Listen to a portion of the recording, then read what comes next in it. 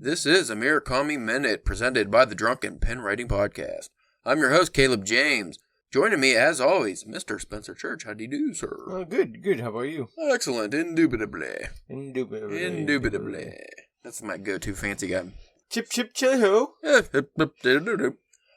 We are talking, if you go by the title, if you actually haven't listened to our last episode where we said was a big announcement. So yeah. I think how we presented it. You know the bad thing is whenever you posted that episode to read, and I downloaded and I like to check the descriptions just to see, what kind of magic keyword or on, and you was like, oh, there's an announcement. I was like, an announcement? Oh, you got excited. I was like, what did we announce? I literally started the episode off with announcement. These are going to be shorter episodes, and if you could tell by the title, a Murakami Minute refers to the fact that this will just be us discussing Haruki Murakami's work, which we could maybe one day start doing Ryu Murakami. It just says Murakami. It doesn't gotta be Haruki. Don't gotta be Haruki. Plenty of Murakamis out there. I'm sure. I will go, you know what, just for the uninitiated, which you are now becoming indoctrined into the Church of Murakami. I'm excited for that, which I'm already starting, I can't tell if this is going to be a good jump-on point for you or not. We'll get into that. But for those who do not know Mr. Haruki Murakami was born in Kyoto in 1949 and now lives near Tokyo. His work has been translated into more than 50 languages, and the most recent of his many international honors is the Hans Christian Andersen Literature Award. It's a big award. Whose previous recipients include Karl Ove Knausgaard, Isabel Allende, and Salman Rushdie. I believe he has this exact same bio in every book going back till before that award, I guess. No, yeah, I mean... I think that's the only update is that award, because I've read the same bio in almost all his books. They don't... I guess there's no point in changing it, but... Well, that's like with the Stephen King books, it's like... The only thing that's different is whatever the author of, and then and it's whatever the newest releases are, Mm-hmm. Well, to start off the series, we're not just going to dive into Haruki Murakami books. We're actually starting with short stories, and he just released, I think in Japan it was last year, but this year it came out April 20th. It is First Person Singular Stories by Haruki Murakami, which is kind of a weird title. I originally Well, I'll read the synopsis of this book here too. But yeah, First Person Singular Stories, that's just the title of the book, and it's a collection of 8 stories. The 8 stories collected here are all told in the first person by a classic Murakami narrator and display the author's reality-bending skills at their finest. From memories of youth, meditations on music, and an ardent love of baseball to dreamlike scenarios and imaginary jazz albums, together these tales challenge the boundaries between our minds and the exterior world. Here we encounter characters having a beer with a talking monkey, analyzing Tonka poems written by a former lover, fleeing a hostile woman at a bar, or in the throes of Beatlemania. Occasionally a narrator appears who may or may not be Murakami himself. Philosophical and mysterious, the stories in first person singular all touch beautifully on love and solitude, childhood and memory, with the signature Murakami twist. That's actually a really just good description of Murakami's work in general. Everything that was described there is usually in his work. I was going to say, is he more of a first-person guy when it comes to his bigger work, or? No, I've read some books first-person, some not. He seems to be a gentleman who just dabbles in all narration styles. Whatever the story needs. Also, we've discussed this before, translations. That can have an effect on the book. Now, obviously, he's going to get some of the best translators out there because he's so famous, but not everything from Japanese to English is going to translate, 100%. So there will be differences from whatever his language usage is compared to the English version. I noticed that a little bit. The first story, it's not that bad, but you can kind of tell, just a little, I don't want to get up to get the books, but he works with one main translator for a lot of his novels, or at least that's the guy who was tasked with translating those books. He does a really good job, whereas this is a different person. I don't know. I know it says on the website, but I don't know if it says in here who did it. I always thought that'd be a hell of a job for translating anything, books, manga, movies, show, you know what I mean? Any of that. I've read some translated Japanese novels that were complete dog shit because the translator had too much fun with their own author voice, because a lot of these translators are also writers or have dabbled in writing. So when that happens, then it's like you're changing somebody's story. Even if you're telling the same story, but you're adding extra things and dialogue and stuff, you can mess up a work. I can't find the translator here, but what the translator is, and then you later. Tom Davis. No. Yeah, I have no idea who the translator is. Like I said, I saw on the website, it was a different one than I've recognized. A lot of translators, especially if they're newer, they might happen to actually not make the story boring, but just because they're so scared of messing it up, that they kind of just keep it as basic as they can. Like, they don't add any flowery language. Because, like I said, not everything in Japanese translates to English. What might be a whole phrase or just a description of something could be one character there. So you will have that. Because I said this before on the podcast, Murakami's actually said that sometimes he likes to read his books in English because it's like a different story. Yeah. It's like somebody else telling a different, the same story, but somebody else telling it, and he enjoys that. It's probably like it's like an adaptation kind of. Yeah, so that'd be interesting. But going into first person singular, the first story that we're just going to read one story per episode, and we're going to try to keep these under 20 minutes. The first story is called Cream, and we're already introduced into, I believe, an unnamed narrator. I don't remember reading a name. Very basic story here.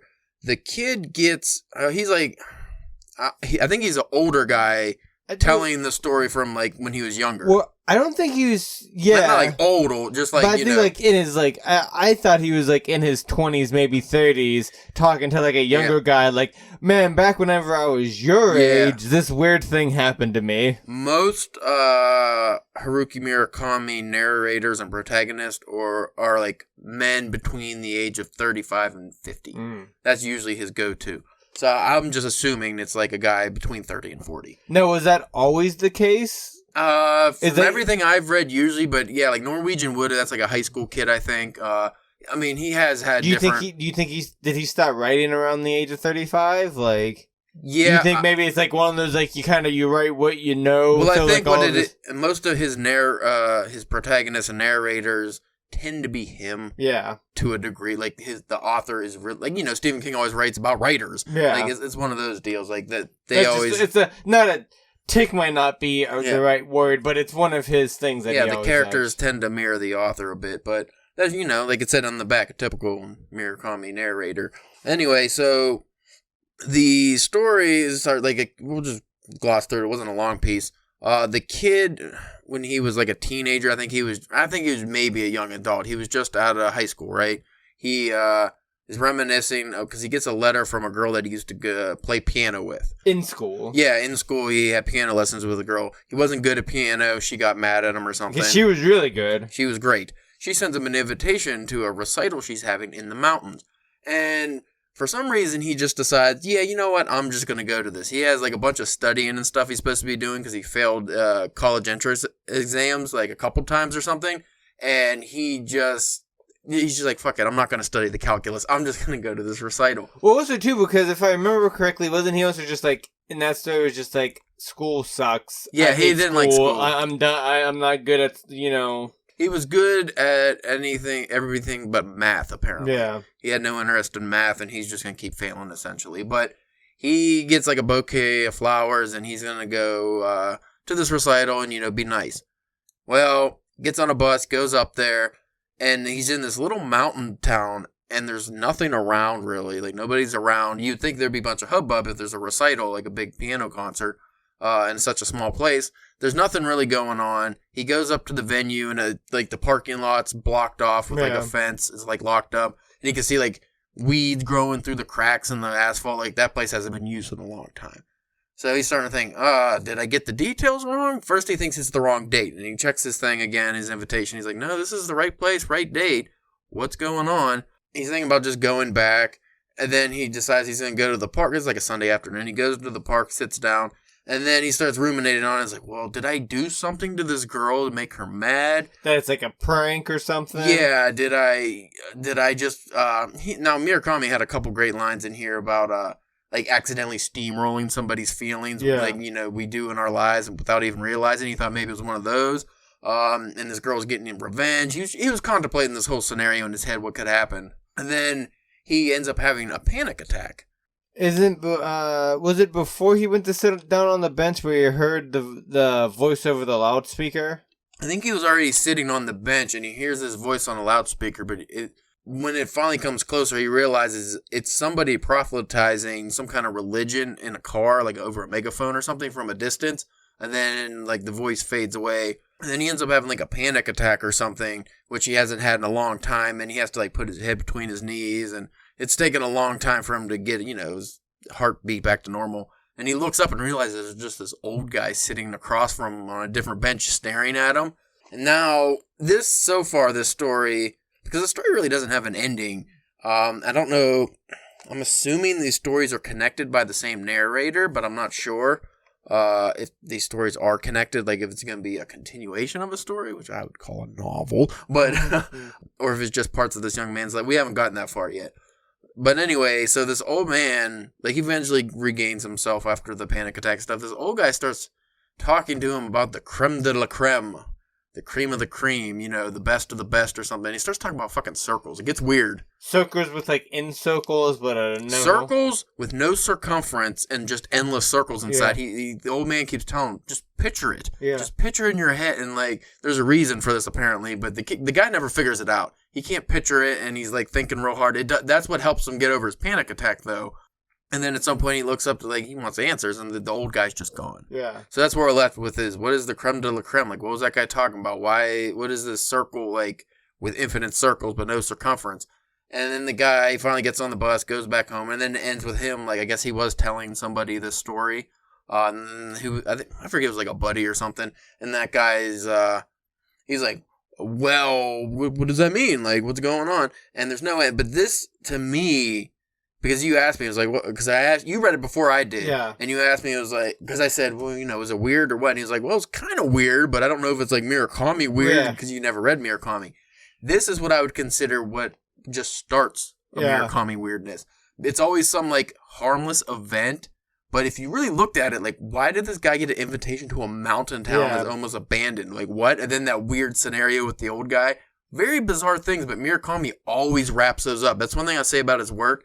He never just has, like, some weird bullshit just not lead anywhere. Yeah. Which, like, a Stephen King has done, or other authors I've read, where they'll introduce something that seems like it should be meaningful or have some real purpose, but then it doesn't. It just kind of trails off. You're like, well, what the fuck? They never wrapped that up. I'm kind of irritated. Yeah. Murakami always wraps it up. Everything comes together, always a full circle, but with circumference. Yeah.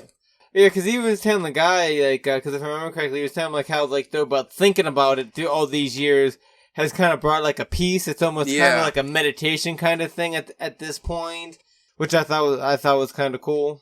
Yeah, there was it was a really, like, philosophical moment he was having with this old guy, and because he didn't care that it didn't have like the guy who experienced this, who's telling the story, didn't care that it didn't really have an ending. Yeah, he wasn't really too worried about it.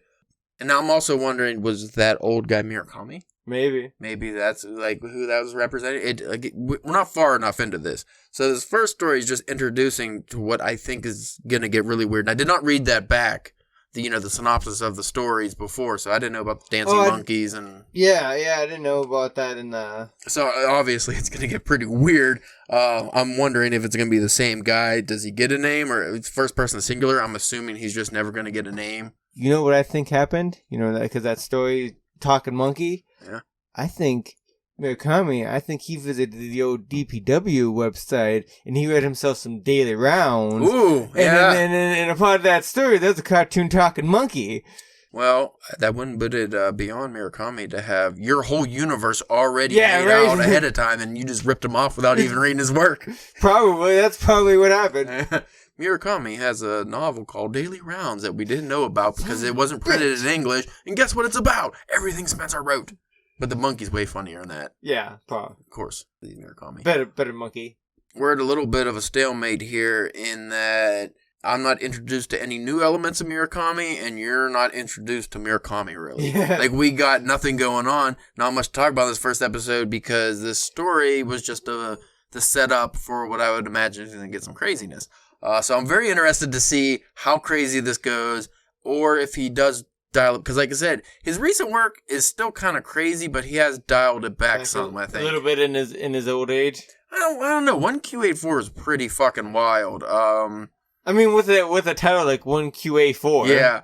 I didn't read Killing Commodore, which was his last novel, and apparently people did not care for that novel as much, and it's a really big one. That's why I didn't read it yet. So, again, the main complaint was it's like any other Murakami book, which, if you read this, you're going to get the elements and be like, I could kind of see, like, if he did that in every single story, I could see that getting a little tedious. But, like, 1Q84, for example, is great because you have alternate dimensions, like this lady gets off, she's an assassin, which is awesome stuff. And it's like a detailed, like a masseuse who goes to like rich guy's place, but then like puts these needles in them in a certain way that just kills them and nobody knows. But she gets off she's in a taxi, I think, at the beginning on this overpass, and there's like dead, like traffic is stopped. So there's an accident or something. She gets sick of it. It's like, you know what, fuck this. Gets out of the taxi and gets off one of those emergency, like, stair things off the side of, like, I guess that's what they have in Japan. I don't think. Climbs down the stairs, and then she has to, like, crawl through this fence to get out, and then she's just in the city of Tokyo or wherever it takes place. But then, as she's going about, like, you know, her days and stuff, she's like, well, like, certain things are different. Like, why are the cops' uniforms slightly different? Like, just know, and then realize, finally, it dawns on her, she's in a different, like, alternate Earth. Yeah. Alternate dimension. It's a fucking trippy book. I think you would like it, but at the same time, it's girthy. It's a girthy, because it's 3 books in one. 3 Japanese books. In one. In English, they put it in one big volume, which I don't know why they do that all the time here. I guess they just don't want to sell multiple copies or something. I don't know. But or would they be, like, really small by themselves, maybe? You know what? With the translation, probably. Because usually I noticed, like, the Japanese versions of novels, they're very small. Like that Norwegian wood copy I have up there, it's very tiny. But some of the books, they have like 5 volumes to one of our English books. So I think it has to do with the characters and stuff.